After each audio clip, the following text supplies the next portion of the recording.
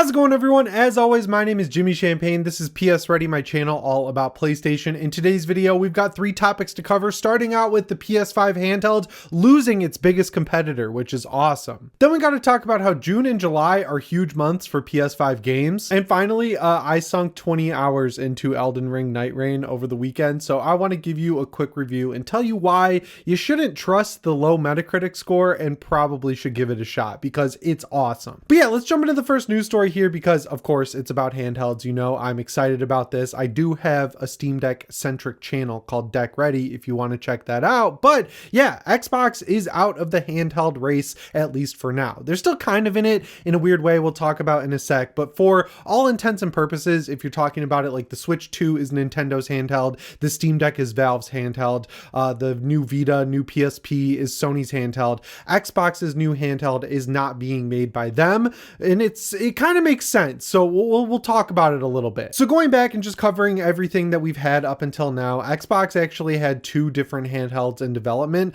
The first one was an actual native Xbox handheld that was supposed to come out in like 2027 or 2028, around the launch of the next gen Xbox, probably a year or so after it. And that thing was going to be an Xbox, not a PC, an actual Xbox that could play theoretically up to Xbox Series X games, or if everything worked out how they wanted, the next gen Xbox as well, but that's going to be pretty tough. So we'll say up until Xbox Series X games, and then it would probably have you stream new games from the cloud as like a little bit of a crutch. The other handheld they were working on is with Asus. It's going to be a new flavor of the ROG Ally. It's called the Ally 2, I guess, and it looks like the ROG Ally, but if you put little wings on it that made it have actual controller style grips.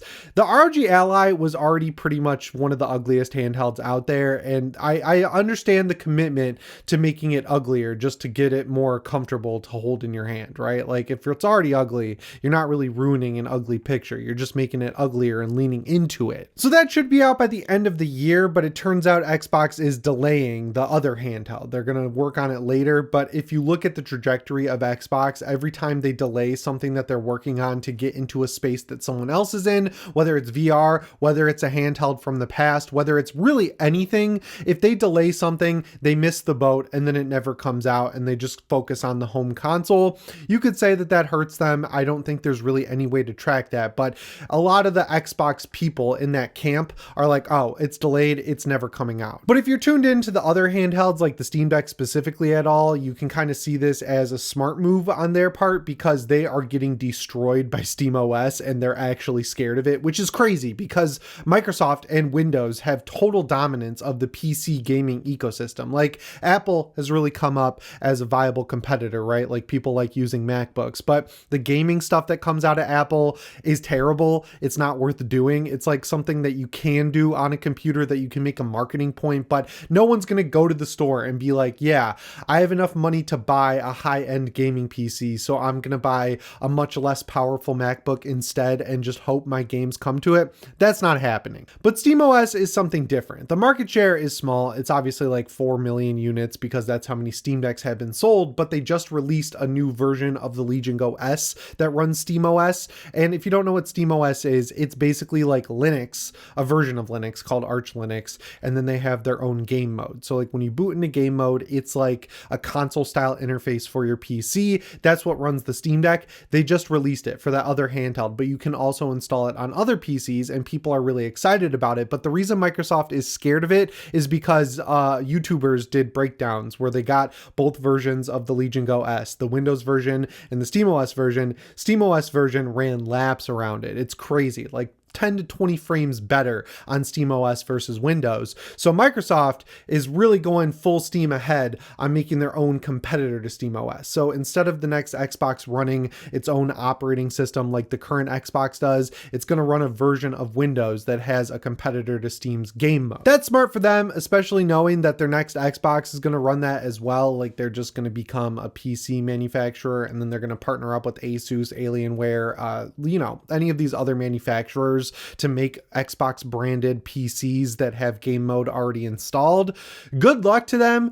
I think it's going to be pretty tough for Microsoft to throw together something pretty quickly that's going to be better than SteamOS, because SteamOS is just really good. They're going to run into the same issue that they already run into with their Xbox app, which is everyone likes Steam. It's not something you use because it's the only option. It's actually really good. So like people enjoy using it. And even if you have something like the Epic Game Store that's constantly giving away free games, no one cares because Steam is already really good. That's their whole philosophy, is just making the best storefront, game launcher, and everything else possible. And that's clearly working for them. But this is good for Sony all around because it takes one competitor off the table. In the actual home console arena, it doesn't matter if Xbox makes another console. I mean, Sony's killing them. It's insane. And then they did that backhanded move where they just reduced the price of the PlayStation 5 while Xbox is raising their prices to be higher than the PS5 Pro. They're going in for the kill shot. That is all cleaned up and over with. Nintendo makes completely different games than Sony. They can both coexist together.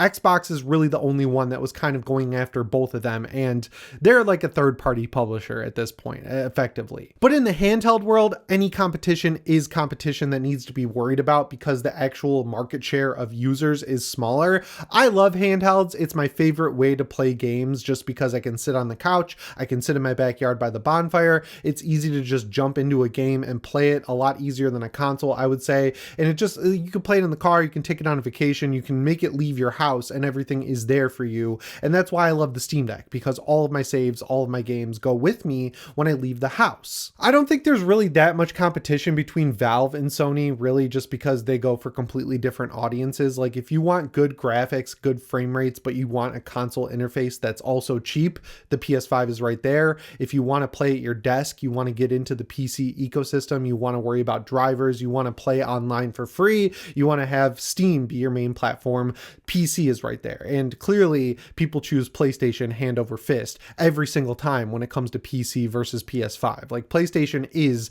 the market leader in terms of mindshare, player base, and everything else, no matter really what game you throw at it. Nintendo, on the other hand, is getting trickier. I think if it was this new PSP versus the Switch 1, it would easily go to Sony, right? Because it's going to be able to run all those games. But the Switch 2 is a little bit different from the Switch 1 in the sense that the launch lineup is very barren of Nintendo style games. The launch titles they're focusing on are like Cyberpunk 2077, Street Fighter 6, and a lot of third-party games that are big and like hardcore and rated M, and they're for a different, more mature audience. So Nintendo is leaning into that Sony camp.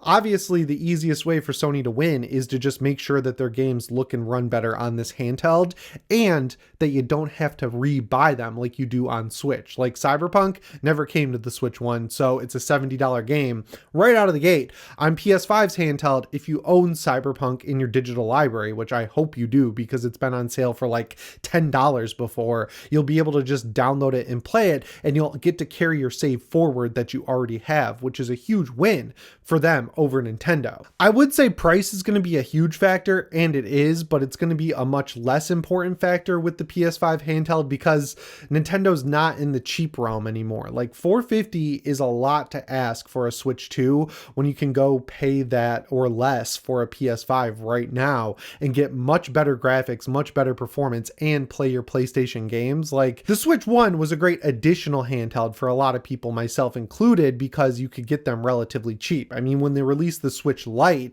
you could get that thing for less than $300, and that's a good add-on price. But when you're comparing the Switch 2 to the PS5, I don't think it's really a competition. Like you got to be fully into the Nintendo ecosystem to care about a lot of the games that are coming to that thing, at least at launch. Whereas if you're already in the PS5 ecosystem, there's not a lot there for you, really. I mean, it's Mario Kart. Eventually you'll get Metroid, and then you'll get, I don't know, like whatever Nintendo games are coming out. They don't have a lot of Nintendo games coming out. I'd say the biggest reason for PS5 owners to even consider a Switch 2 is the Duskblood. So losing Microsoft really does help Sony in this battle, and the new battle that Microsoft is taking on is against Valve. It's not really even against Sony or Nintendo. So I feel really good about the new odds about the PS5 handheld going forward, and that's exciting. I think this thing is finally going to be Sony's good handheld from the start, not something they have to reorient their entire business for, because it really feels like the perfect scenario and all the dominoes are being lined up for them to knock down. But yeah, let's get into the second news story here, because it's June, which is crazy. This year is flying by. We're already halfway through 2025.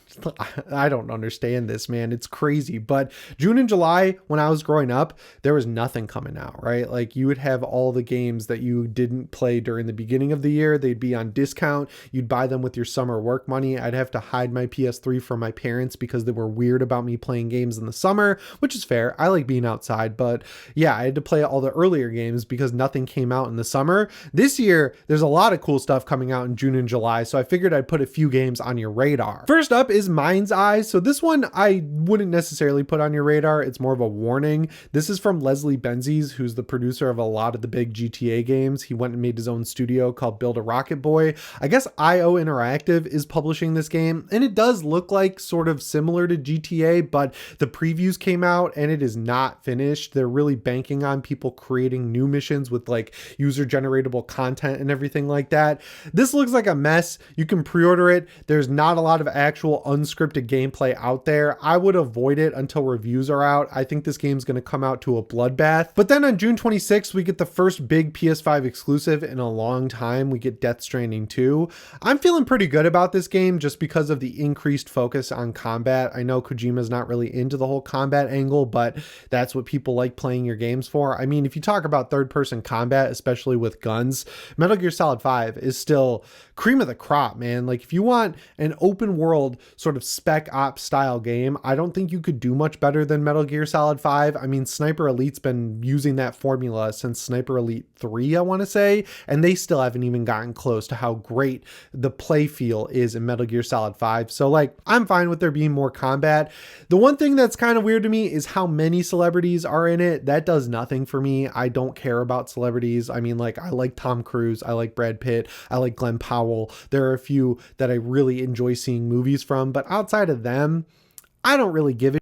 So like, seeing Elle Fanning or whatever does nothing for me. I do love Norman Reedus because I'm sadly a huge Walking Dead fan, but the combat's where I'm really at with this, and the graphics look really good. It's got sort of like a From Software vibe to it all that I think is going to work really well for it. So yeah, that's out June 26th. I love a big open world game like that in the summer, you know, something you can just kick back when it gets a little too hot outside. You can crank the AC and just have some fun. Then one day later, unfortunately for this game, is FBC Firebreak. So this is the new game from Remedy. It's the kind of like their take on Left 4 Dead, and it's an anti-live service. Like, it is a multiplayer game. It's 4-player co-op. You're running through that Federal Bureau of Control in first person, but it doesn't have a lot of extra crap to do in it. Like, it's not a job game where you have to run through dailies. You have to like incrementally increase your battle pass. It's like a game you can sit down with your buddies and play, and you're not going to be punished or have that feeling of FOMO for missing some weekend event or anything like that. The cool thing is it's launching into PS Plus and Game Pass day one,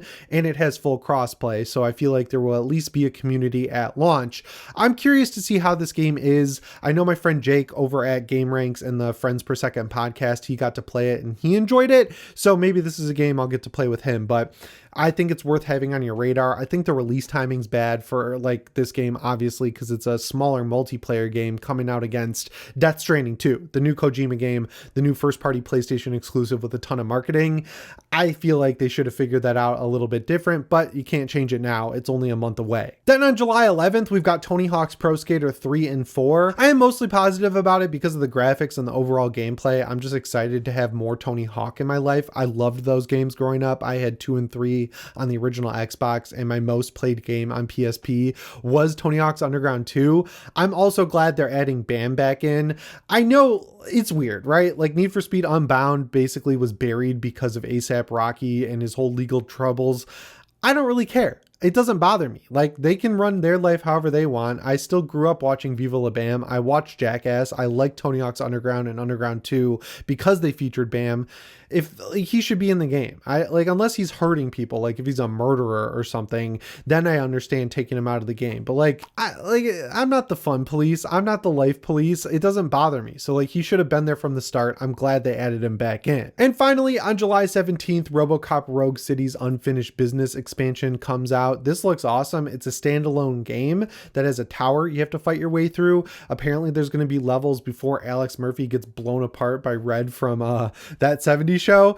I'm excited for this. I think Teon is one of the most underrated developers out there and some of the best users of Unreal Engine 5. I love on Unreal Engine 5, but they're pretty good at it. Like, there is a little bit of stutter in RoboCop Rogue City, but it's between open world levels, so I feel like it's forgivable. And because you move so slow in that game, it's very infrequent. So like them and Expedition 33, I think did pretty okay when it comes to using Unreal Engine 5. So yeah, I'm sure some indie games going to come out and blow me away that I'll have to talk about on the channel. But when it comes to big games, that's everything I'm looking forward to in June and July. Let me know if I missed anything or if you're excited for anything down in the comments below. But let's talk about Elden Ring Nightreign. I gotta be real, this game wasn't on my radar. I am like a fairly mid-grade Souls veteran. I've beaten Dark Souls 1 like probably 5 times. I've beaten Dark Souls 2 a few times. I'm a Dark Souls 2 defender. Dark Souls 3 I beat a couple of times. That's where I started to fall off. Bloodborne is my favorite Souls game just because of the, you know, the Victorian vibe, the vampire aspect, and it's just a little bit faster paced.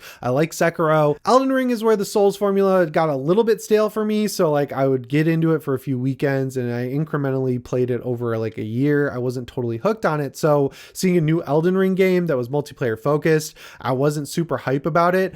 I was dead wrong. I am so hooked on this game. I got it Thursday night. I put 22 hours into it over the weekend. Like every single night this weekend. Friday at 7 p.m. I played till 1 in the morning. Saturday started at 7, played till like midnight or 1 in the morning. Sunday played till 1 in the morning from like 7 p.m. So I've been playing with multiple groups. I've been playing with Brad and Dustin over at Last Stand Media. I've been playing with my friends Ethan and Grayson, who I mentioned on the channel before. And then my main crew is my brother, who's a Souls savant. The way he plays Souls games is with a desktop. I built him in 2015. That's mid-grade back then. So now he has to run them in a 540p window. And then I gave him an Aya Neo handheld and he plays mostly on that now. And then my best friend George, who's come up on the channel before, we have been running through this game. And Friday night, spent the whole night trying to beat the first boss, the three-headed dog. I don't know what his actual name is. We beat our heads against the wall with him.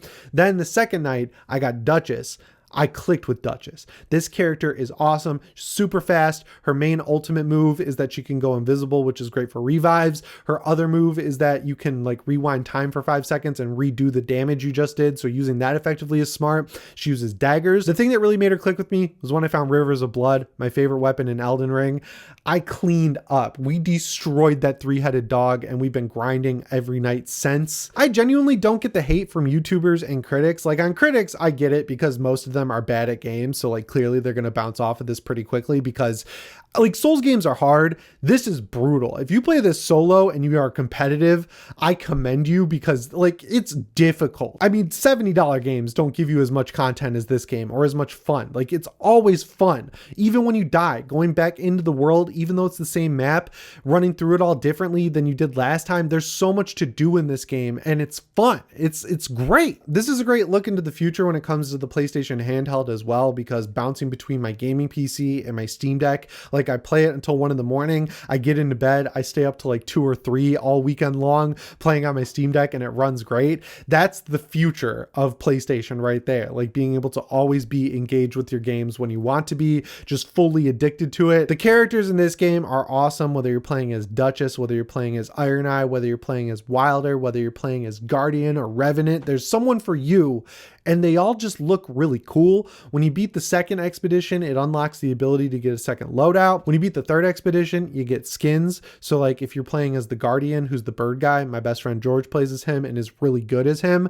You can get the Solaire skin with big eagle wings, which is sweet. Wilder can get Artorias. I don't know what Duchess has, but I like playing as her, so I'll check them out once I beat the third one. But I'm still right now on the second one, but I feel like I can give a decent buy this game since I've only beaten one major boss and I'm 22 hours in. So like clearly there's a lot to do in this game, and I love it. And it runs well. It has some frame rate drops.